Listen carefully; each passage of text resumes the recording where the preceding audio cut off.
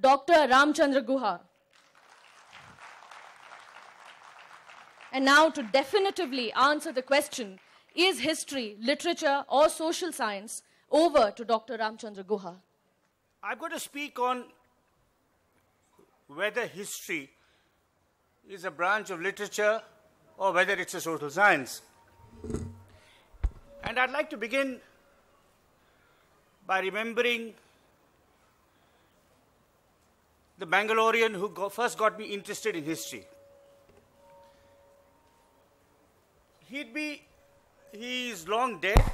He is unknown to all except a few in this room, but he was a very distinguished person indeed. His name was C.S. Venkatachar. He was a member of the Indian Civil Service, the ICS. Among the distinguished posts he held were Diwan of Jodhpur, Secretary to the Ministry of States, helping Sardar Patel in his job of unifying India and bringing the princely states on board. Mr. Venkatachar was later Secretary to the President of India and also a High Commissioner to Canada. In his retirement, he settled in Bangalore. Once he had finished his last official assignment as High Commissioner to Canada, he wisely chose not to settle in Delhi and lived a life of reading and reflection. And he died 3 weeks short of his 100th birthday. He was admirable for his detachment, for the way he transited from a life lived at the very top, occupying some of the most powerful positions in Indian administration, to a happy and contented retirement. As a model of when and how to retire, C.S. Venkatachar is an example to many of us, not least Dr. Manmohan Singh and Sachin Tendulkar. But that's not the reason I'm remembering C.S. Venkatachar today. He first got me interested in history. As was announced in the introduction, I studied economics. I did a BA and an MA at the Delhi School of Economics. And I was a profoundly undistinguished student. If I had been distinguished, I'd have at least got a third class. But no, I got a low second class. So I didn't get a first class, I didn't get a third class. I got a second class in my BA and a second class in my MA. But I was looking for some way of redeeming myself. I thought I may still be able to make an academic career. And that's when I met Mr. Venkatachar. He lived just down the road from my grandfather's house in Jai Mahal Extension. And I was introduced to him, and I started talking about history and sociology with him. He would give me books to read. I would go back, read them, discuss them with him. And eventually, I decided to do a PhD in sociology at the Indian Institute of Management, Calcutta. And when my former teachers at the Delhi School of Economics learnt of my shift of subject, one of them is supposed to have said, "That's a Pareto optimum. Good for Guha and better for economics." Now, I went off to Calcutta, began my PhD, and every so often I would come to Bangalore, partly because my grandparents lived in Bangalore, partly because the girl I loved lived in Bangalore, and partly because I wanted to seek the counsel of Mr. Venkatachar. And he taught me many lessons. And the one lesson that I would like to remember today, which I will come back to at the end of my talk, is that he told me, every work of history is an interim assessment. Every book of history is an interim assessment.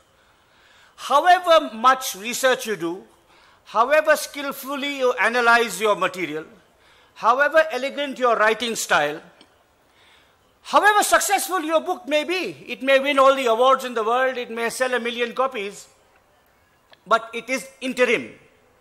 Every work of history is an interim assessment that will be revised, refined, corrected, or absolutely overthrown by later works of history. So it was really living in Bangalore, meeting Mr. Venkatachar, that moved me away from economics to sociology and to history. And I approached my unorthodox route because I should make a confession here. And it's a confession that may scandalize the more orthodox or conventional in this audience, but it may actually cheer and enthuse some of the younger people in this audience. I have never taken a history course in my life.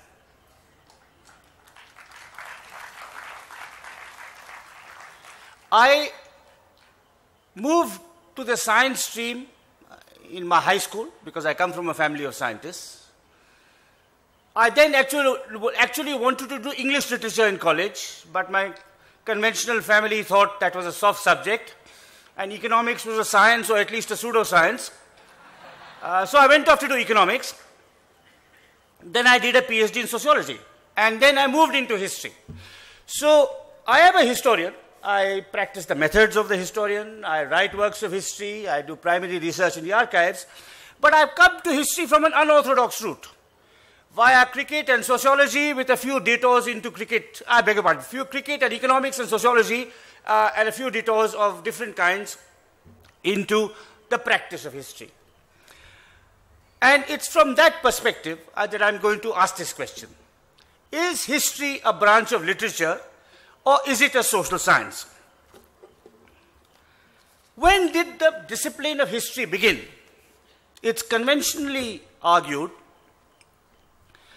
that the founders of history as a discipline were the Greek writers Herodotus and Thucydides, who lived in the 4th and 5th centuries. They were the first writers to present narratives as fact-based stories, not as religious texts, nor as epics, but as fact-based stories.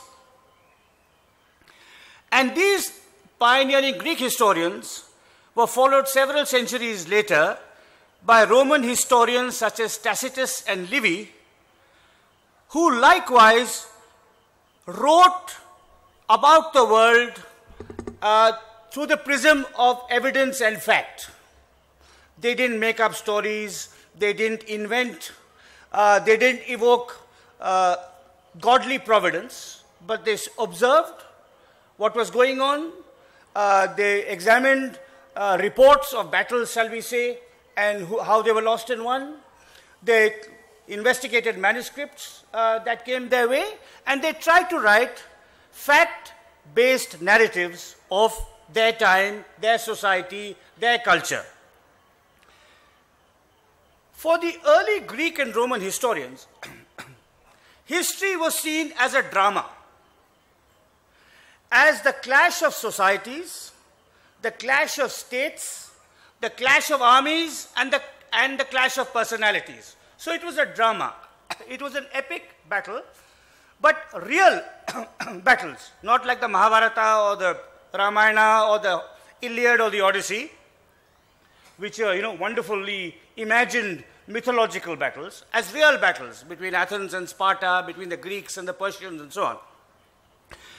So that's what the early historians saw history as a drama, as the clash of societies, armies, personalities. The great British historian John Burroughs summarized the views of these ancient historians as follows, and I quote, "For them," that is for the early historians, the Greek and Roman historians, for them, the function of history was to inculcate virtue and castigate vice.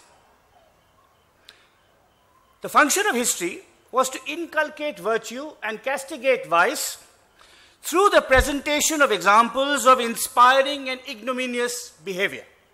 So it was a morality play.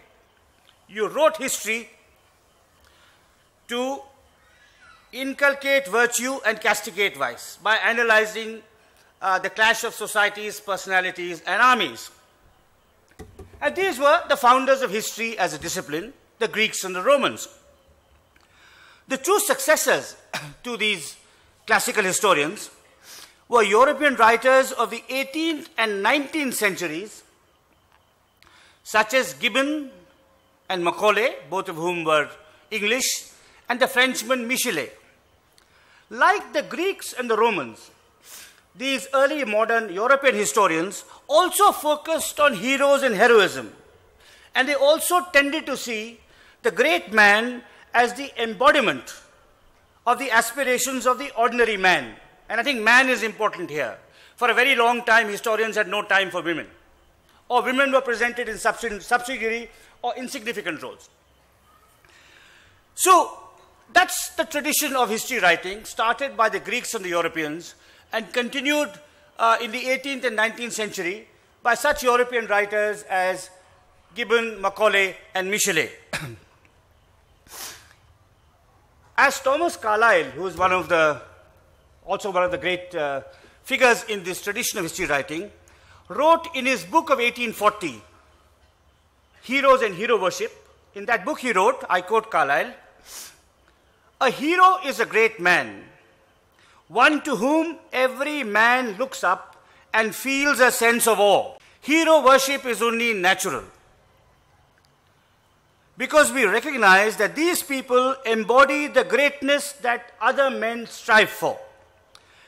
And Carlyle continues, "Hero worship is the deepest root of all, the tap root from which in a great degree all the rest were nourished and grown.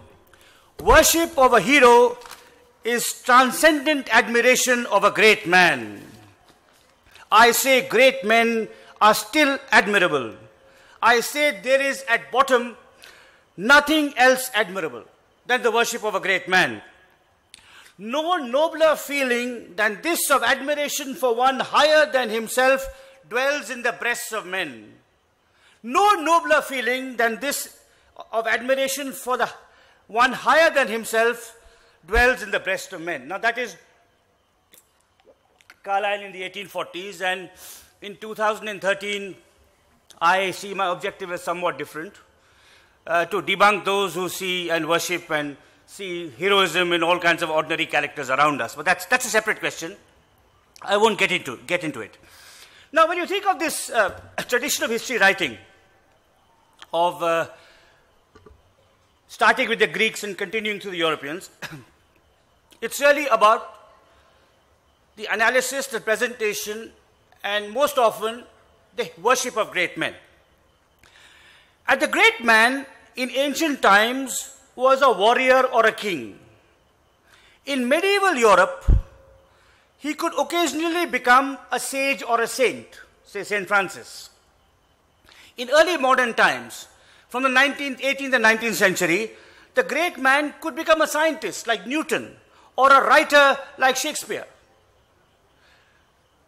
But they were always men. There was a rare exception. Joan of Arc could be counted as a great woman, Queen Elizabeth I, but again, men of power, occasionally a woman of power. Now these people, were presented as great men from whose deeds we could all learn and be inspired by.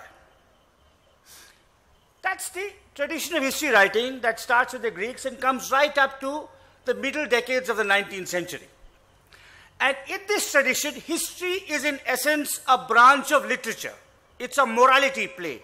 It's looking at the clash of societies, armies, and personalities to elevate, to exalt, to celebrate virtue, and castigate vice.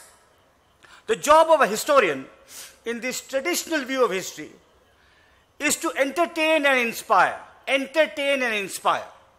This is history as literature. In the 19th century, however, historians began slowly to move away from writing about great individuals and great wars to understanding underlying structures and processes that moved societies forward and backward. So history started moving towards social science. And in this move, two German scholars were fundamental. And I want to say a little bit about these German scholars, since one would be largely unknown to this audience, and the other one would be largely, whose name would be known, but perhaps the creativity of his ideas not always understood. So the first person, whose name all of you would know, is Karl Marx. And before I say anything about Karl Marx, just as Jawaharlal Nehru has nothing to do with Rahul Gandhi,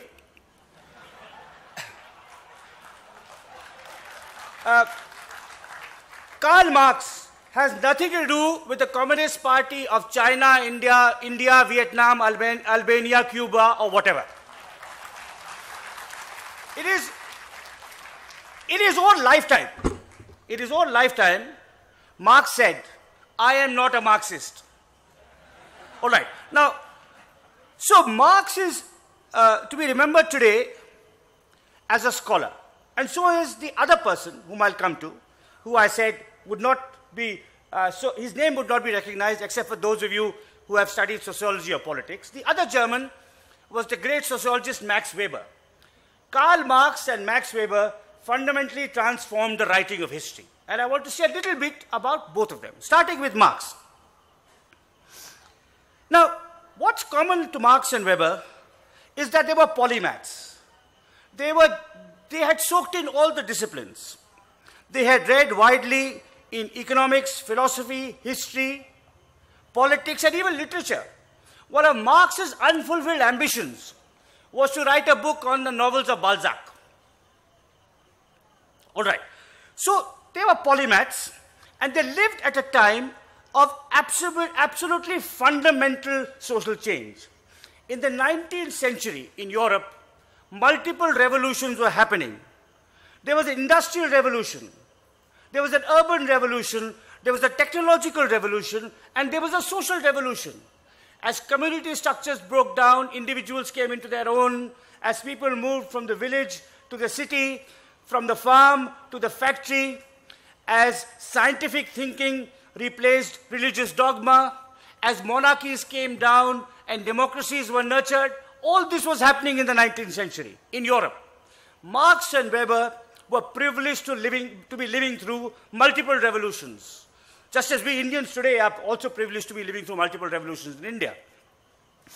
And observing, studying, analyzing these multiple revolutions, Marx and Weber used, elaborated, articulated a set of theoretical concepts that helped historians become more analytical, more grounded in society, more appreciative of the underlying structures and processes that motivated individual behavior. Now, Marx is famous for what's called the materialist interpretation of history. Marx argued Marx's fundamental concept, actually these are not very difficult concepts, so do pay a little attention, and I don't think it'll be so complicated to comprehend. One of Marx's fundamental concepts was the mode of production. So he had a materialist interpretation of history. In other words, the economy is the most important thing in understanding how a society functions. And his master concept was the mode of production. And the mode of production was composed of production relations and productive forces. Production relations are relations around an economic resource, between a worker and a capitalist, between a landlord and an agricultural laborer, between a merchant and a consumer. And productive forces are technologies. What are the technologies that operate at a particular time? Once upon a time, the plow, the agricultural plow, the introduction of the plow transformed the way human beings behaved. Then came the steam engine, and so on and so forth. Now, in Marx's materialist interpretation of history, of course, he believed his theory was scientific, and he believed that every society passed through 5 phases: primitive communism, slavery, feudalism, capitalism, and communism. And I don't want to go into his prophecy and his teleology, because I believe historians make bad astrologers, another point I'll come back to later. But I want to just tell you a little bit about Marx's key insights. Why is Marx important to the historian? Marx is important because he gave us some key insights. He was the first scholar to point to the fact that technological change often drove social and political change. I mean, in the world of the World Wide Web, you will understand how Marx was a pioneer. Technological change can transform society. Second, Marx was one of the first scholars to talk about the importance of class conflict. Conflict between the rich and the poor, the propertied and the propertyless. And how even in each nation, you know, the old classical historians wrote about national conflict, Athens versus Sparta, Greece versus Persia. But Marx pointed out in each society there are conflicts within different groups, often organized on class. And the state itself, the government itself is not completely neutral, but is often the theater or the playground for interest group or class conflicts. And Marx famously said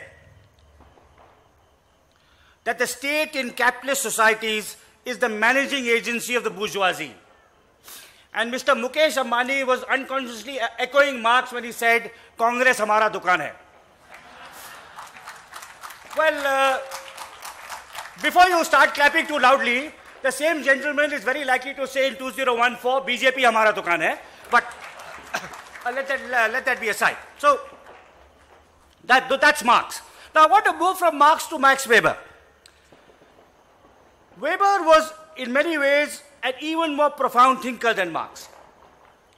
Where Marx saw the economy as determinant, Weber also gave importance to power and relations of power. He identified three distinct sources of power, which he called class, status, and authority. So class depends on your economic status, economic wealth. Status depends on your ritual status. For example, in traditional Indian society, the Brahmin was not the richest man, but ritually he was ranked highest in terms of status. And authority is that person who runs the government or the state. And these could be segregated. So in some societies, you could have the Baniya, who's the richest, shall we say in classical Indian society. In some classical Indian societies, the Baniya would be the richest, the Brahmin would be the most respected ideologically, the Kshatriya would control political power. So Weber disaggregated the sources of power and said it's not just economics, it can be ritual, it can be ideology, and it can be the authority over the state. And Weber also distinguished between different kinds of authority. He showed that some rulers depend on tradition. I've inherited the throne from the person before me, so you must follow. Some rulers argue on the basis of institutional principles, that this election gave me power. I am a Dada, I am a hero, I will transform India, vote for me. So Weber distinguished between these different forms of authority, charismatic, institutional, and traditional. Now what Marx and Weber did was together they moved history and historians closer to social science. It was no longer, great individuals fighting battles, no longer exalting virtue and castigating vice, but a deeper, more profound, a more analytical, a more properly sociological understanding of individual and collective behavior and conflict. And Marx and Weber were not alone. I mean, the 19th century was a time of great intellectual ferment and creativity.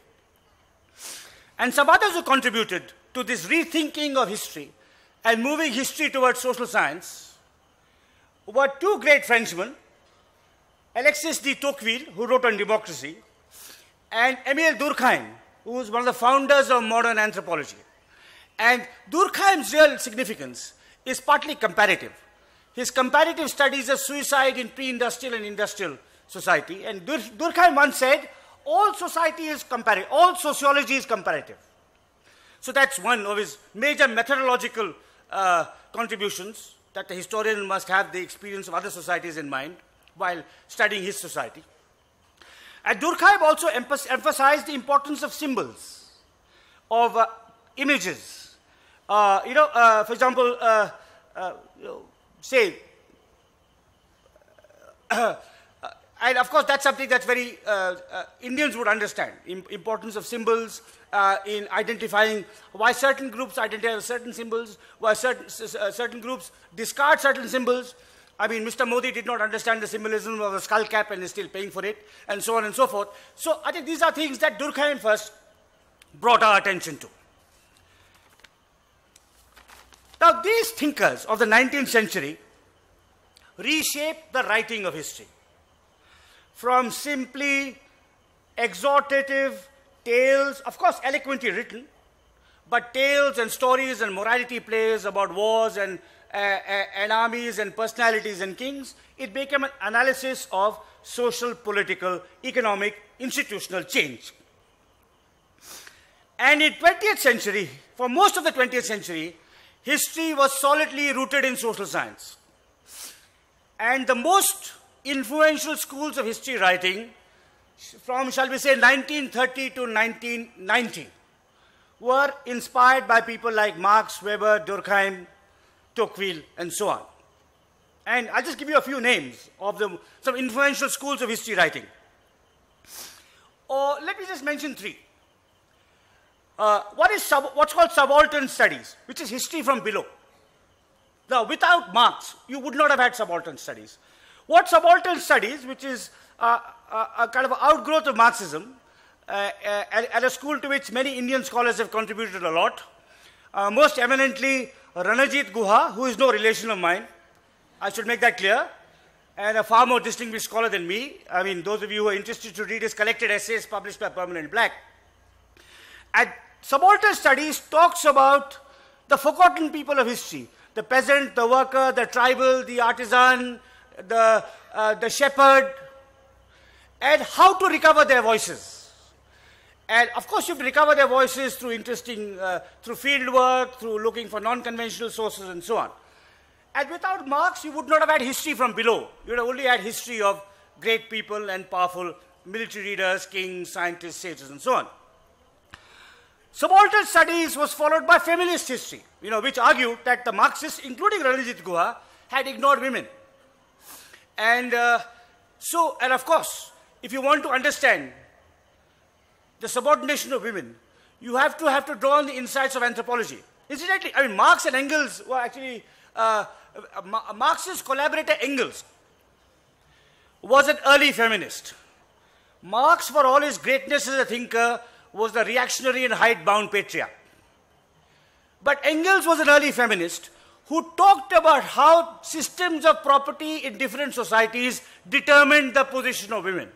So feminist history drew on the insights of anthropology, on the insights of Marxism, to talk about the role of women, the contributions of women, the struggle of women, why they had been silenced continuously in many societies over such long historical periods. So if you have subaltern studies, feminist history, very important schools of history writing, they come from this social scientific tradition inspired by Marx and Weber and others, and so does a field which I myself spent my early career working on, environmental history. There was a great French school of history writing called the Annales School, which flourished from the 1920s till about the 1990s.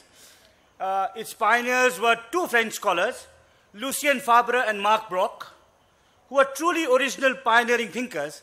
And one of their original contributions was to talk about the close interaction of human beings and their natural environment. So Marc Bloch wrote a great history of rural France, which talked not only about the fields and the farmers, but the importance of the streams, the woods, the pasture lands, the bird life in the making of the French countryside. So environmental history also comes out of a more analytical, scientific, technical approach to history writing. Now, as history moved away from literature to social science through most of the 20th century, its aims also changed. The historian sought not so much to entertain and inspire, but to educate the reader about deeper forces that moved or shaped individuals, and to inculcate a spirit of skepticism. I think historians, modern professional historians, are skeptics, particularly of delusions and fantasies entertained not just by powerful people, but by unthinking herds and mobs who follow these powerful people. And I think this is how history has changed through the 20th century. It's become more analytical, more appreciative of the sociological, technological, political forces that move individual and collective behavior, and less of a morality play and much more of a social science. Now, history's alliance with social science was enormously productive and useful because it gave an analytical robustness. You are not merely a storyteller to the writing of history. It gave new methods, new techniques. But it came at a cost, because as history moved closer and closer to social science, it totally abandoned its earlier alliance with literature, and too many historians started writing the most dreary, jargon-ridden academic prose. Sociological history translated into solemn history, into arid prose that robbed the historical process of dramatic interest. And this often happens in scientific disciplines. You swing from one pendulum to the other. From the 1980s onwards, the pendulum has started moving back a little bit. And absolutely crucial in this move back to the middle, in this recovery of the literary origins of historical writing, was a debate in the British journal Past and Present, which is arguably the leading journal of history in the world.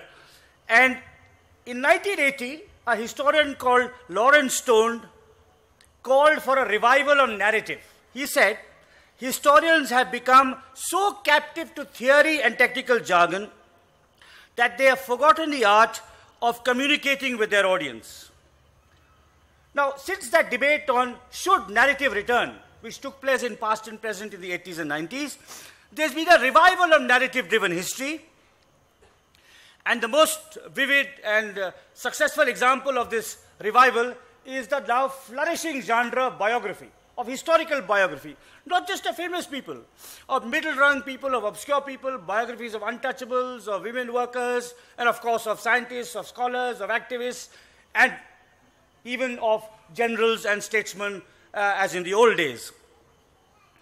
Now, why biography in many ways is the most literary or literally minded of historical subfields is that a biographer has to identify with his characters. He sort of has to draw on some of the techniques of the novelist. He has to understand mentalities and emotions, ambiguities and insecurities, and to explore personal relationships in depth. But unlike the novelist, the biographer is an artist under oath. He can't make up dialogue, or he certainly shouldn't make up dialogue. I write biography and I don't make up dialogue. Yet there remains a cost to this revival of narrative and this flourishing of biography. And the cost is that once you focus so sharply on an individual, you lose sight of the larger social context, and you tend to excessively identify with the subject. You tend to imagine him in excessively heroic terms. You magnify his virtues, and sometimes you magnify his vices. So a biographer of Hitler is prone to the temptation to demonize him so much that the underlying sociological structural forces behind Nazism are lost sight of. So a cost to biography is that the biographer sometimes tends to underappreciate the social or political context in which his subject operates, and context which can sometimes shape the subject even more than he shapes them. Now, in my view, history is destined to oscillate between these two trends, social science and literature. The same historian can be both at different times in his career, as I have. I began as a sociological historian. When I wrote my books in the environment, they were really works of sociological history. India after Gandhi is a kind of a combination of biographical but more sociological and social scientific history. The first biography I ever wrote was of a man called Verrier Elwin, and I had to really struggle with it because I was a sociologist trained in the methods of Marx and Weber, trying to probe the emotions, the ambiguities, the failures, the hopes, the disappointments of a single individual. And it was a huge struggle. I mean, it's the most difficult book I've ever written. It took me about 8 or 9 drafts. For me, history is both a branch of literature and something of a social science. When I write biographies, I try to use a singular life as a window into larger social and historical processes. When I write about such subjects as peasant revolt and environmental change, I try to write as accessibly as possible, because I believe one difference between history and physics is that physicists have to use technical language. They have no alternative, because it's such a complex field that the most you can't express the substance of a physical discovery in non-mathematical language. Whereas history, in that sense, however complicated the field, however analytical you want to make your work to be, you can still communicate in prose which anyone can understand. I want to end by moving away a little bit from this debate. Is history, let me try and, before I come to my concluding remarks, let me come to where I began, or the poser in my title. Is history a branch of literature, or is it a social science? Well, I suppose, obviously I don't want to answer the question unambiguously. Sometimes it's a branch of literature, sometimes it's a branch of social science. But the historian the biographer who understands social science is likely to do a better job than a biographer who casts himself in an exclusively literary mold. The historian who writes social science history but seeks to reach out to a wider audience or to write more accessible democratic prose is not sacrificing anything. He's not really sacrificing professional scruple or breaking ranks. So history is destined to oscillate between those two poles. A particular historian can be both at different times in his career, and why should we choose? History can be both literature and social science. I've got to end with a remark which is somewhat tangential to the subject of my talk, but I want to say something about it because it's a question a historian in India always faces. Sir, what will happen? Who will win the 2014 general election? Will India become a superpower? Will we ever eliminate the last dregs of the caste system? Will Indians ever learn to be less patriarchal? And so on. And very important fundamental questions. And I don't really answer them because I believe, as I've said earlier in my talk, that the historian is not an astrologer and he must not be tempted into becoming an astrologer, even though that would be a profitable change of profession. But that's not the only reason I don't venture into prophecy. I don't venture into prophecy because I've seen so many of my fellow historians get it wrong. And historians much greater than me have got it wrong. Among my own contemporaries, the great British historian now teaching in America, Niall Ferguson, whose books some of you might have read, confidently predicted that the Americans would go into Iraq and be welcomed as liberators. Right, now you see what happened to that prediction. And a historian much greater than Niall Ferguson, in fact one of the greatest historians of all time, Karl Marx, also got it wrong. Karl Marx predicted, on the basis of his materialist interpretation of history, that there would be a progressive immiserization of the proletariat. Economic inequalities would increase in Europe, and the proletariat would become a majority, and there would be a socialist revolution in England, followed by Germany. And that didn't happen. The proletariat, in fact, became wealthier. Economic inequalities decreased, and a large middle class was created, and there was no revolution in England or in Germany or in France. So historians should stay away from prediction. In fact, in my view, there are no lessons of history. Some people ask me, what is the lesson of history? You have studied all this, what is the lesson? In my view, there is only one lesson of history. The lesson of history is, the singular lesson of history is, there are no permanent winners and losers.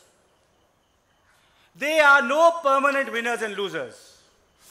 Hitler thought he was building a 1,000-year Reich. When the British built their capital in New Delhi, it's such a magnificent capital, and it took 20 years to build, they thought they'd occupy it for at least 300 years. But 18 years after they reached New Delhi, they were booted out. Right. Now, there are no permanent winners and losers. The British learned the lesson painfully. The Germans learned it not only at pain to themselves, but after causing enormous pain to millions of other people. The Americans will learn that lesson too. The Brahmins in India have learned their lesson already. So there are no permanent winners and losers.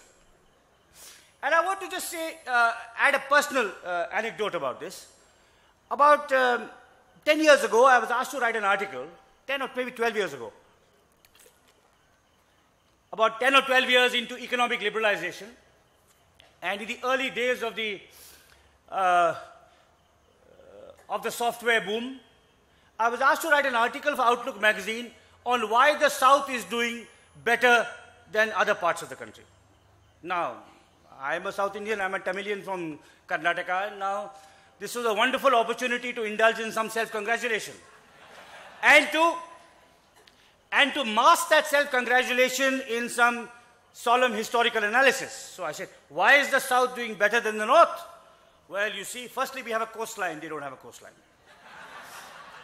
Secondly, Christianity and Islam came here through the sea, through traders, not through conquerors. Thirdly, the South is a rice-eating culture, which means women have always been outside the home doing more productive work and are more respected. So I gave a lot of sociological reasons to explain why the South is doing better than the North. And towards the end of my article, I remembered what history had taught me. This singular lesson. There are no permanent winners and losers. And I felt a little guilty, a little embarrassed. Of course, the tone of self-congratulation still dominated the article, but somewhere my professional calling kicked in, and I added a last paragraph after explaining all these profound reasons why Southerners were destined always to do better than Northerners. I said, well, historians have been wrong before, and who knows, in 10 years' time, Karnataka may be backward and Bihar may be progressing. Now, I said that in jest. But after Mr. Yediyurappa and Janardhan Reddy in Karnataka,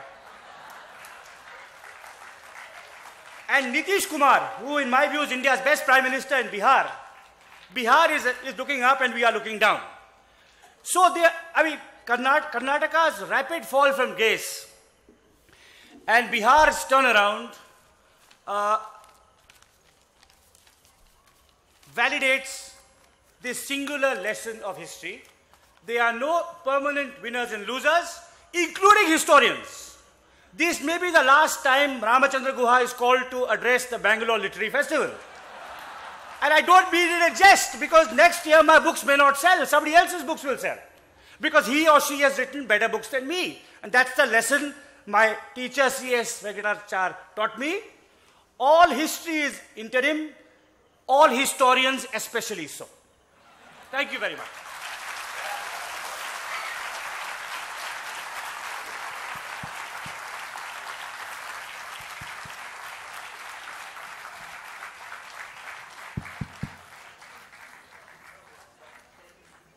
Carry on for 20. Carry on to 7:30. Carry on for 20, please. Yeah. I'd like people to ask questions.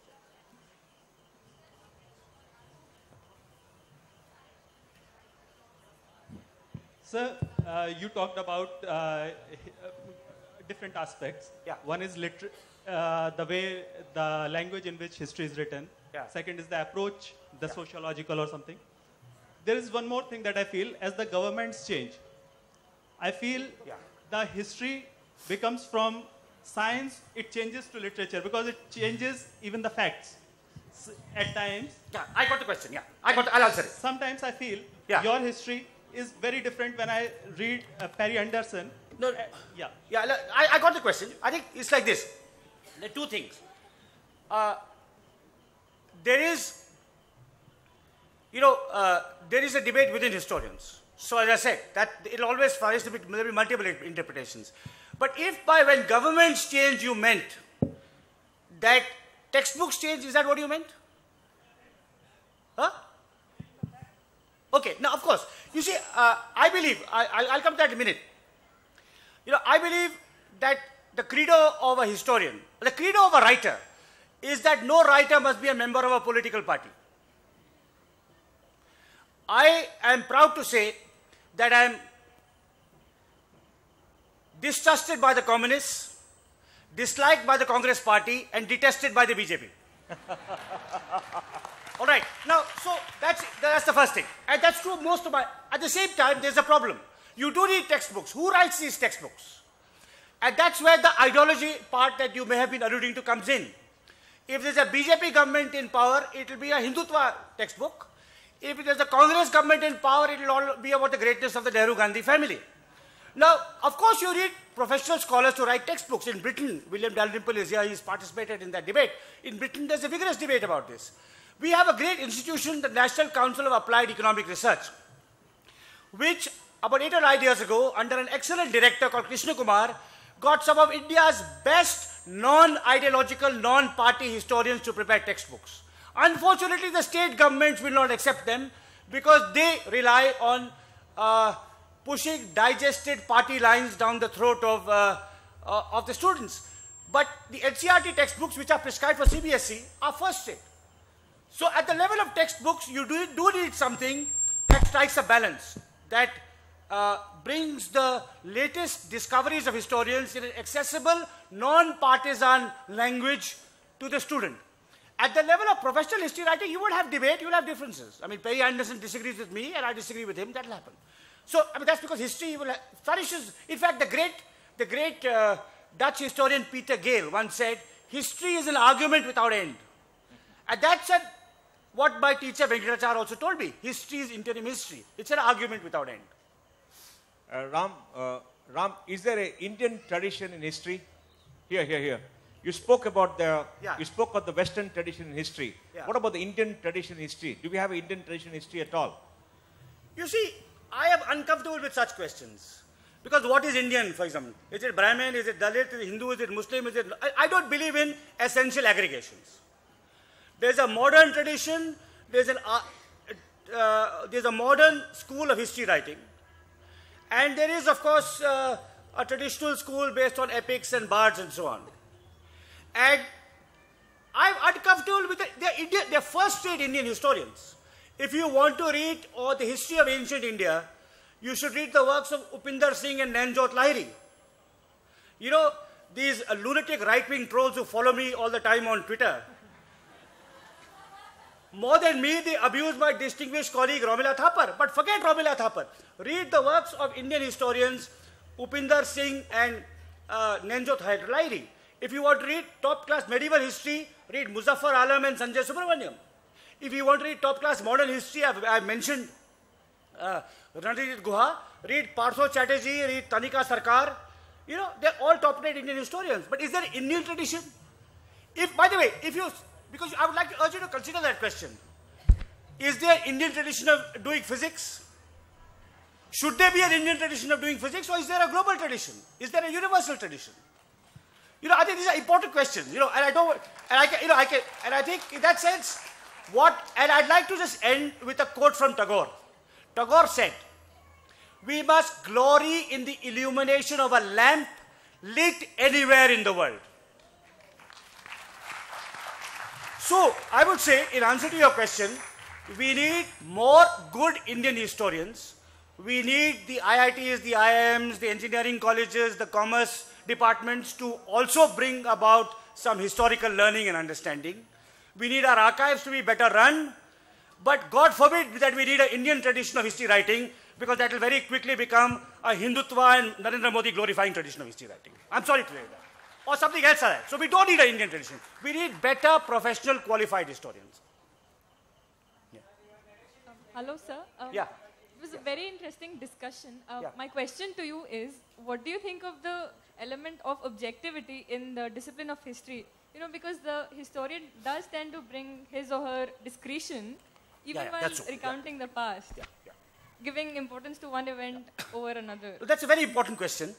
You know, I didn't talk, because of the shortage of time, I didn't talk about somebody who also transformed the writing of history, who was again in the 19th century, who made history more objective in the sense you're asking. He was a German called Leopold von Ranke, who said history must be based on primary evidence. It's not, usne kaha tha, meri nani ne kaha tha, mere pardada ne kaha tha, right? It has to be based on written evidence. And the archives become very important. So if you want to challenge my narrative, you see, of an event, you'll have to go to primary sources. You'll have to look at government documents, intelligence reports, newspapers, legal records, and so on and so forth, and present a more convincing empirical account of the same event that I've described, because you disagree with my interpretation. So it's not free for all. You have to learn the techniques if you do the hard work. So history is, that's also part of history becoming a science. History is based on documentary evidence as it happened. So in 1865, if Lincoln wrote to somebody saying, this is why I'm going to prosecute the Civil War, that letter is preserved in the archive. You can consult it. But you should not rely on somebody telling you in 1920, I'm told Lincoln's nephew told me ki aisa hua tha. So I think you have a point in that history can never be completely objective, but nor is it completely subjective.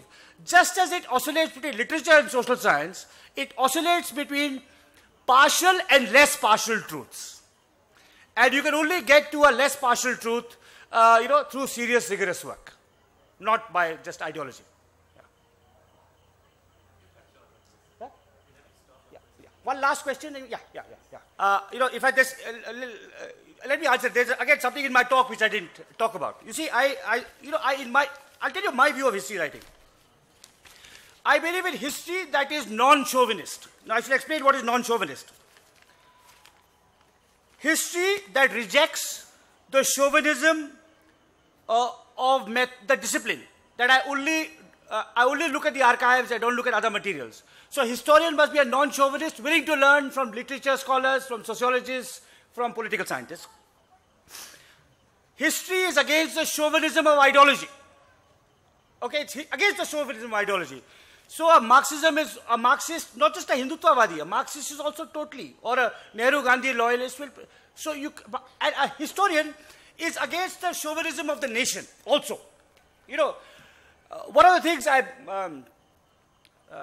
India after Gandhi will be superseded because it's a work of history. But one of the things in India after Gandhi that I am pleased with is that when I wrote the accounts of our wars with Pakistan and China, I did not do it as an Indian patriot. I am an Indian patriot. Of course I'm an Indian patriot, right? But when I'm a historian, I shed that patriotism. I shed that chauvinism. And I look at it. And if you look at our conflict with China, China's case is as robust as ours on the borders. And that's described at length in our book.